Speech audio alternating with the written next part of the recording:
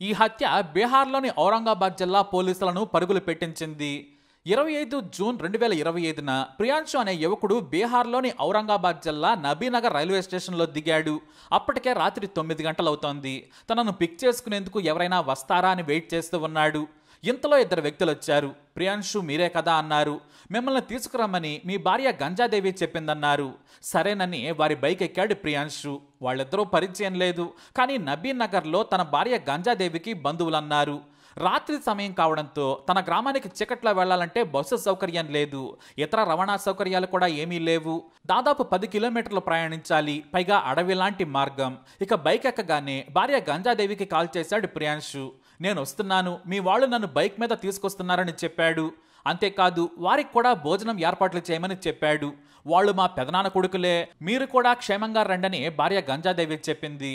ప్రియాంశు సరేనన్నాడు. సరిగ్గా 5 కిలోమీటర్ల దూరం వెళ్ళిన తర్వాత మూత్రం వస్తుందని బైకును ఆపాడు ఆ వ్యక్తి. బైక్ను పక్కకు ఆపి మూత్రం పోసేందుకు సిద్ధమయ్యాడు. చుట్టూ చీకటి. రాత్రి 9 దాటిన తర్వాత ఆ ప్రాంతంలో మనుషులెవరో కూడా ఉండరు. మరోవైపు బండి దిగిన ప్రియాంశు ఫోన్ చూసుకుంటూ ఉన్నాడు. ఇంతలో ఓ వ్యక్తి తుపాకీ తీసి వెనుక నుంచి వచ్చి తల మీద కాల్ చేశాడు. అంతే, సింగిల్ బుల్లెట్కే చనిపోయాడు ప్రియాంశు. మళ్ళీ అనుమానం వచ్చి ఛాతిలో కాల్చి చంపారు. ఆ తర్వాత వచ్చిన దారినే హంతకులు బైక్ మీద పారిపోయారు. అర్ధరాత్రి సమయంలో ఓ వ్యక్తి బైక్ మీద వెళ్తూ ఉండగా దారి పక్కన ఓ వ్యక్తి పడి ఉండడం చూశాడు. అతని పక్కన రక్తపు మరకలు, బ్యాగు పడి ఉండడంతో హత్య చేశారని భయపడి వేగంగా అక్కడి నుంచి దగ్గరలోని గ్రామానికి వెళ్ళిపోయాడు. గ్రామస్తులకు చెప్పి పోలీసులకు సమాచారం ఇచ్చారు. ఆ వెంటనే పోలీసులు స్పాట్కు చేరుకున్నారు. అయితే ఆధారాలు ధ్వంసమవుతాయని మృతదేహం ఉన్న ప్రాంతానికి చుట్టూ టేపేసి రాత్రంతా కాపలాగా ఉన్నారు పోలీసులు. మృతదేహాన్ని పోస్టుమార్టం కోసం ఆసుపత్రికి తరలించారు. హత్య జరిగిన ప్రాంతంలోని వారెవరూ కూడా తమకు తెలియదన్నారు. ఎస్పీ అమ్రీష్ రాహుల్ కూడా మరునాడు క్రైమ్ స్పాట్కు చేరుకున్నారు. ఇక మృతుడి ఫోటోలు, బ్యాగు, సెల్ ఫోను తీసుకుని దగ్గరలోని గ్రామాల్లోకి వెళ్లి విచారణ చేశారు. అక్కడే బర్వాన్ గ్రామంలోని ప్రియాంశు తల్లిదండ్రులు తమ బిడ్డే అని గుర్తించి రోధించారు. అయితే అసలు ప్రియాంశుని తుపాకీతో చంపి హత్య చేయాల్సిన అవసరం ఏంటనేది విచారణ మొదలుపెట్టారు. ఎస్పీ అమ్రీష్ స్పెషల్ ఇన్వెస్టిగేషన్ టీంను ఏర్పాటు చేశారు. స్థానికంగా తుపాకులు ఎవరి దగ్గర ఉన్నాయి, నేరస్తుల చిట్టా తీసి హంతకులను పట్టుకోవాలని విచారణ మొదలుపెట్టారు. అయితే మొదట డీఎస్పీ విచారణ కోసం ప్రియాంశు ఇంటికెళ్లారు.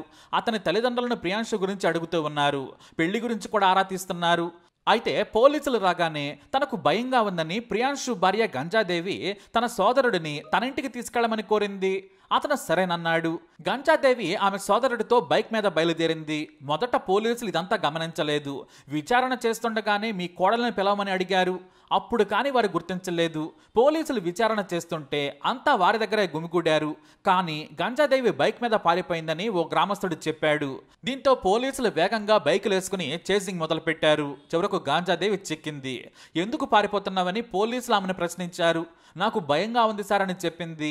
ఆ వెంటనే ఆమెను అదుపులోకి తీసుకుని సరాసరి నబీనగర్ పోలీస్ స్టేషన్కి తీసుకెళ్లారు. ఆమె ఫోన్ను లాక్ ఓపెన్ చేసి చూశారు. ఓ వ్యక్తికి ప్రియాంశు హత్యకు ముందు నుంచి పోలీసులు గుర్తించే సమయం వరకు 46 కాల్స్ చేసినట్లు గుర్తించారు పోలీసులు. 20 మెసేజ్లు కూడా ఉన్నాయి. ఎవరెతను అని అడిగారు. నా మేనమామ అని చెప్పింది. అతనికి నీకు ఏం సంబంధం అని అడిగితే మా అమ్మ తమ్ముడు అంది. నాకు మేనమామ అని చెప్పింది.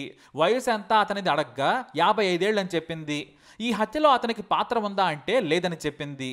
మరేం మాట్లాడావని చెప్పగా మొదట పోలీసులనే తప్పుదోవ పట్టించే ప్రయత్నం చేసింది. ఆ తర్వాత పోలీసులు కాస్త వారి ట్రీట్మెంట్ తరహా క్వశ్చనింగ్ చేయడంతో వణికిపోయింది గంజాదేవి. పోలీసులు గట్టిగా నిలదీయడంతో అప్పుడు గంజాదేవి తన రంకులో బొంగు కథను పోలీసులకు చెప్పింది. దాని వెనుక మరో గలీజ్ కహాని కూడా ఉంది. బహుశా ఇంతటి దరిద్రమైన కథ ఇప్పటి వరకు లేదేమో. కానీ ఈ గాంజాదేవి ఆమె మేనమామ మాత్రం చేశారు. గాంజాదేవిని చిన్నప్పటి నుంచి ఎత్తుకొని ముద్దు చేశాడు మేనమామ జీవన్ సింగ్. తన సోదరి కూతురు కావడంతో గాంజాదేవిని గారాబంగా చూసుకునేవాడు. మామ అంటూ వెనకాల తిరిగేది. ఇప్పుడు గాంజాదేవి వయసు 22 ఏళ్లు, జీవన్ సింగ్ వయసు 55 ఏళ్లు దాటాయి. అంటే ఇద్దరి మధ్య 33 ఏళ్ల వ్యత్యాసం.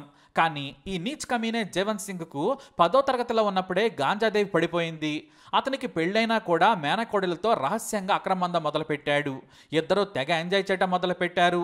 3 సార్లు గర్భం కూడా తీయించాడు ఈ నీచుడు. మేనమామ మోజులో పెళ్లి కూడా చేసుకుని తల్లిదండ్రులను ఇబ్బంది పెట్టింది. మేనమామతో చేసే చండాల పనిని ఇంట్లో వాళ్ళు ఎవరో కూడా అనుమానించలేదు. చివరకు జీవన్ సింగ్ భార్య కూడా. ఎందుకంటే మేనకోడలు కాబట్టి చాలా క్లోజ్గా ఉంటుందిలే అనుకున్నారు. కానీ ఇద్దరి మధ్య 10 ఏళ్ల పాటు గట్టిగానే ఈ బంధం నడిచింది.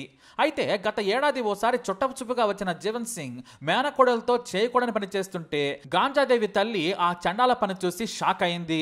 కూతురిని లాగిపెట్టి కొట్టి ఇంట్లోకి పంపింది. పందిలా ఉన్న నీకు వయసు కూడా తేడా తెలియడం లేదా అంటూ తమ్ముడిని తిట్టింది. ఇంట్లో పెద్ద గొడవ జరిగింది. చివరకు జీవన్ సింగ్ ని ఇంట్లో నుంచి పంపించేశారు. అప్పటి నుంచి గాంజాదేవి తల్లిదండ్రులు పెళ్లి సంబంధాల చుట్టం మొదలు పెట్టారు. అయితే గ్రామంలో ఆమె చండాల పని మొత్తం తెలిసిపోయింది. చుట్టుపక్కల తెలిసిన వారెవరూ కూడా ఆమెను పెళ్లి చేసుకునేందుకు ముందుకు రాలేదు. అయితే తాను మేనమామని తప్ప మరొకరిని పెళ్లి చేసుకునని భీష్మించింది గాంజాదేవి.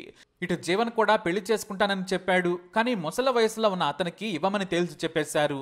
పైగా చిన్న వయసులో ఉన్న నువ్వు పెళ్ళైన వాడితో సుఖపడలేవని కూతురికి చెప్పారు. కానీ ప్రాణం పోయినా మామతోనే ఉంటానని చెప్పింది. అయినా తల్లిదండ్రులు ఆమెను కొట్టి మరీ పెళ్లి కొప్పించారు. నబీనగర్ దగ్గరలోని బర్వాన్ గ్రామానికి చెందిన ప్రియాంశు అనే యువకుడితో పెళ్లి నిశ్చయించారు. ప్రియాంశు నచ్చాడని చెప్పింది గాంజాదేవి. 25 ఏళ్ల వయసున్న ప్రియాంశు పీజీ పూర్తి చేశాడు. గవర్నమెంట్ ఉద్యోగం కోసం ప్రిపేర్ అవుతున్నాడు. ఎంతో మంచివాడు కూడా. భవిష్యత్తు గురించి ఆలోచించేవాడు. కానీ ఇలాంటి వాడిని కాదని ముసలి మామనే నచ్చాడని గాంజాదేవి చెప్పేది. ఈ గాంజాదేవి గలీజు వ్యవహారం తెలియని ప్రియాంశు ఆమెను మే 5, 2025న పెళ్లి చేసుకున్నాడు. గాంజాదేవి పెళ్లి చేసుకుని భర్తతో సంతోషంగానే ఉంటోంది. కానీ మేనమామ ఆమెను మళ్లీ లైన్లో పెట్టాడు. ఇద్దరూ కలిసి పెళ్లి చేసుకుందామని చెప్పుకున్నారు. మనం కలిసి ఉండాలంటే ప్రియాంశు బతకొద్దని అనుకున్నారు. అయితే ఇద్దరు హంతకులను మాట్లాడమని చెప్పింది. జీవన్ సింగ్ 5 లక్షల సుపారీ ఇచ్చి ఇతర కిరాయి హంతకులను మాట్లాడాడు. తాను ఎప్పుడు చెబితే అప్పుడు వచ్చి చంపేయాలన్నాడు. హంతకులందుకు సరేనన్నారు. నిత్యం తన ముసలి ప్రియుడితో టచ్లో ఉండేది గాంజాదేవి. ఆమె ఫోన్లో మాట్లాడుతున్నా కూడా ఎవరూ అనుమానించలేదు. అయితే తన సోదరి పిలిచిందని జూన్ 25న ఉదయం వెళ్ళాడు ప్రియాంశు. మళ్ళీ రాత్రి సమయానికి వస్తానన్నాడు. అతని సోదరి చీకట్లో వద్దని చెప్పింది. కానీ కొత్త పెళ్లి కొడుకు కదా, భార్యతో గడపాలనుకున్నాడు. అక్కడ ట్రైన్ ఫెసిలిటీ ఉండడంతో వెళ్తానని చెప్పాడు. రాత్రి 7 గంటలకు ట్రైన్ ఎక్కి 9 గంటలకు స్టేషన్లో దిగాడు. అయితే ఎక్కడే మిస్టేక్ చేశాడు ప్రియాంశు. తన భార్యకు నబీనగర్లో దగ్గర బంధువులున్నారు. దీంతో ఎవరినైనా పంపమని భార్యకే చెప్పాడు. దీంతో నబీనగర్లోనే ఉండే ప్రియుడి మామకు సమాచారం చేరవేసింది గాంజాదేవి. కాబట్టి ఇదే సమయం చీకట్లో వస్తున్నాడు, దారిలోనే చంపేయమని చెప్పింది. ఆ వెంటనే తన కిరాయి హంతకులను స్టేషన్కు పంపించాడు జీవన్ సింగ్. ఇక తన భార్య తన ఇద్దరు సోదరులు వస్తున్నారని భర్తకు చెప్పింది. బైక్ మీద పికప్ చేసుకుంటారంది. 10 కిలోమీటర్ల దూరమే కదా అని సరేనన్నాడు. కానీ వచ్చిన వాళ్ళు హంతకులని తెలియక కామ్గా బైక్ ఎక్కాడు. దారిలోనే తుపాకీతో కాల్చి హంతకులు వెళ్లిపోయారు. ఇలా కథ మొత్తం పోలీసులకు గుర్చి చెప్పింది గాంజాదేవి. అంతే, పోలీసులకి ఈ కథ విని కిక్కెక్కేసింది. మరి చెప్పింది గాంజాదేవి కదా. పోలీసులు హంతకులు నిద్రని పట్టుకున్నారు. కానీ గాంజాదేవి ముసలి ప్రియుడైన మేనమామ మాత్రం పరారీలో ఉన్నాడు. అలా గొప్ప జీవితం ఇచ్చే భర్తన్నా కూడా ముసలివాడు పెళ్ళైన వాడే కావాలని కోరుకుంది గలీజ్ గాంజాదేవి. చివరకు జైల్లో చెప్పకూడదు తింటోంది. ఈ హత్య చేయించిన జీవన్ సింగ్ కోసం పోలీసులు వేట మొదలు పెట్టారు. విచిత్రం ఏంటంటే సరిగ్గా ఇదే నబీనగర్ పోలీసులు వారం క్రితమే ఓ హత్యను ఛేదించారు. సరిగ్గా పెళ్లైన వారానికే పూజ అనే యువతి తన భర్త బిక్కుని ప్రియుడు కమలేష్తో కలిసి చంపేందుకు ప్రయత్నించింది. కానీ చివరి నిమిషంలో హత్య ప్లాన్ పసిగట్టిన భర్త బిక్కు పారిపోయి ప్రాణాలు దక్కించుకున్నాడు. పోలీసులకు ఫిర్యాదు చేయడంతో పూజను ఆమె ప్రియుడు కమలేష్ను అరెస్టు చేసి జైలుకు పంపారు.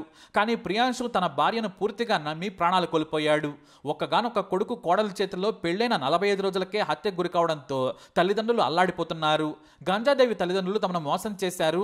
అమాయకురాల్లా కనిపించిన ఈ బోకు గాంజాదేవి తమ బిడ్డ ప్రాణం తీసిందని కన్నీరు మున్నీరవుతున్నారు. మరి తల్లిదండ్రులు ఇలా బలవంతపు పెళ్లిళ్లు చేయకూడదు. తమ పరువు కోసం అమాయకులైన యువకుల చావులకు కారణం కావద్దనేది నిజం. మరి గాంజాదేవిపై మీ అభిప్రాయం ఏంటి? కమెంట్ ద్వారా తెలియజేయండి. ఈ వీడియో అప్డేట్స్ కోసం మై ఛానల్ ఫాలో అవ్వండి. అలాగే తప్పకుండా సబ్స్క్రైబ్ చేసుకోండి.